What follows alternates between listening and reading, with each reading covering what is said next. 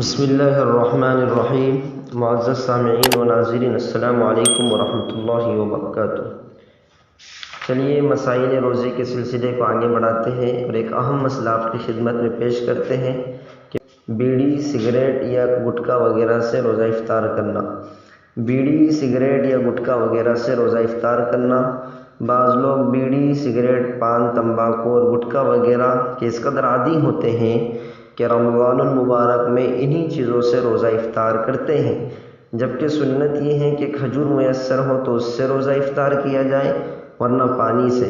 اس لیے ان کا یہ عمل خلاف سنت ہے، البتہ اس سے روزے پر کوئی اثر نہیں پڑے گا۔